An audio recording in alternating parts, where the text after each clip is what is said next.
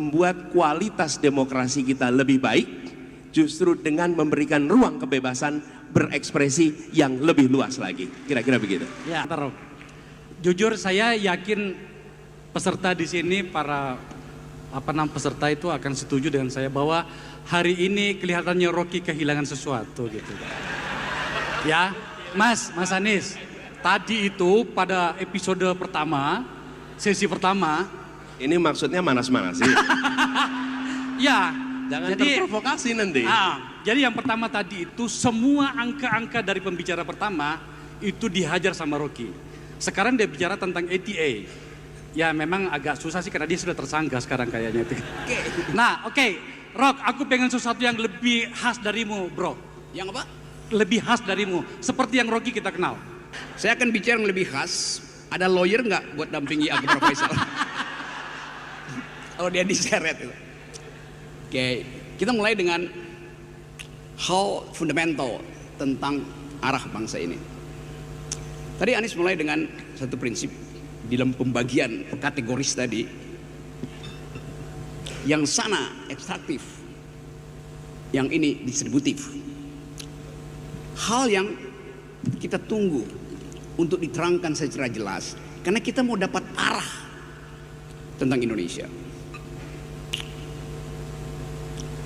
Indonesia mengambil sikap kritis terhadap kapitalisme, karena itu adalah perjanjian masyarakat, perjanjian social kontrak ketika kita bangun negara ini. Negara ini bukan negara liberal, negara ini bukan negara libertarian. Negara ini negara yang basisnya adalah keadilan sosial, bahkan bagi seluruh rakyat Indonesia. Pemerintah mengajukan semua proposal, entah itu dalam bentuk utang luar negeri, investasi asing, entah itu dalam bentuk APBN, dengan mengabaikan prinsip keadilan sosial. Itu yang menerangkan mengapa semua rasio tentang ekonomi memburuk. Itu dasarnya kan. Market ekonomi, ya boleh aja market ekonomi. Karena untuk mengefisienkan pengambilan kebijakan, supply demand, untuk mengefisienkan pengambilan kebijakan, supply demand dikontrol dengan prinsip market ekonomi. Tapi di era Pak Jokowi, bahkan bukan cuma market ekonomi yang dipraktekkan, tapi market society. Kita ini dianggap sebagai konsumen aja, bukan sebagai citizen. Anda lihat Rempang itu, Jokowi tanya lewat Bahlil, orang Rempang, Anda butuh apa? Pemukiman. Dijadikan sekedar sebagai konsumen untuk alasan menggusur. Apartemen itu, rumah itu sekedar house, bukan home. Kita perlu home sweet home untuk kebahagiaan tuh, bukan untuk ukuran-ukuran material. Jadi bayangkan, Presiden Jokowi tidak paham bahwa dia diminta untuk menghasilkan kebahagiaan dan kemakmuran,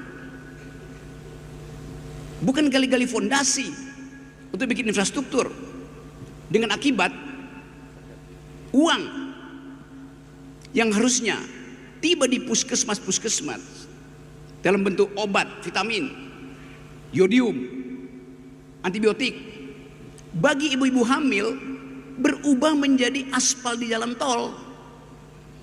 Trade off-nya begitu. Itu yang menerangkan sekarang stunting kita itu 25% tuh. 1 dari 4 bayi yang lahir hari ini akan kekurangan gizi. Setiap bayi yang lahir sudah berutang 50 juta. Itu kata Sri Mulyani. Setiap malam ada 19 juta orang miskin tidur dengan perut kosong.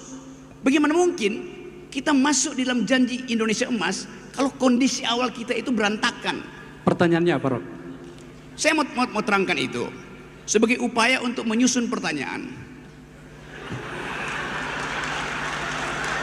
Apa yang akan membedakan sistem ekonomi atau modeling ekonomi Anies dan Jokowi? Kan apa yang mau dilakukan Anies? Jadi kita mau uji kemampuan intelektual dari Anies.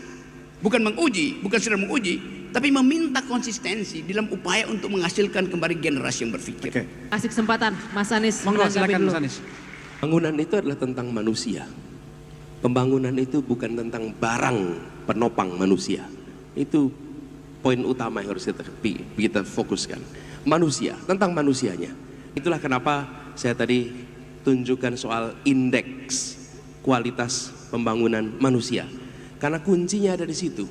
Sehingga ketika negara berbicara tentang meningkatkan kesejahteraan, maka dia bukan berbicara tentang meningkatkan angka-angka pengukur, tapi meningkatkan kenyataan kesejahteraan yang ada di masyarakat. Fokusnya di situ. Dan ketika bicara kesejahteraan, nomor satu apa? Nomor satu, sehat. Dan ketika bicara sehat, mulai dari kapan? Sehat itu mulai dari ibu hamil mendapatkan pasokan gizi yang baik untuk setiap bayi yang dalam kandungannya. Soalan ini itu lewat, tidak menjadi fokus.